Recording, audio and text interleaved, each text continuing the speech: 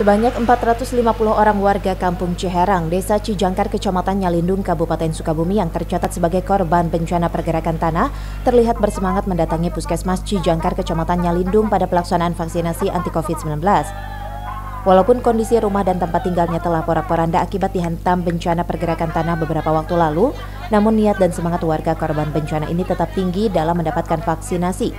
Warga yang terdiri dari usia produktif hingga lansia ini rela mengantre untuk menunggu giliran divaksin oleh tim medis Puskesmas Cijangkar.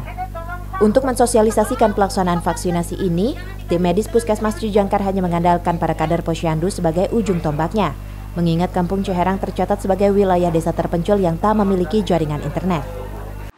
Melalui kader Posyandu, melalui RW, RT, mereka diberitahu kemudian digerakkan untuk turun ke puskesmas. Nah, kalau kendala komunikasi bagaimana? Komunikasi betul merasa kesulitan ya, karena di Kampung Ciherang itu tidak ada sinyal. Jadi kalau kita bawa HP itu nggak bisa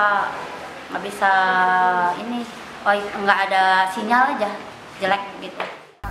Untuk bisa sampai ke Puskesmas Cijangkar, sejumlah warga pun terpaksa harus berjalan kaki dan melintasi jalan setapak yang melambung oleh akibat kondisi akses jalan yang rusak karena bencana pergerakan tanah.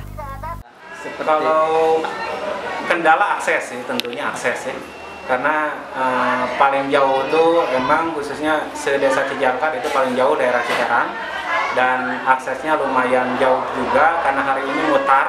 Jadi nggak seperti dulu dengan adanya bencana, jadi akses warga masyarakat khususnya di Kedusunan Ciherang jadi berputar. Dari Kabupaten Sukabumi, Iqbal Bakar melaporkan.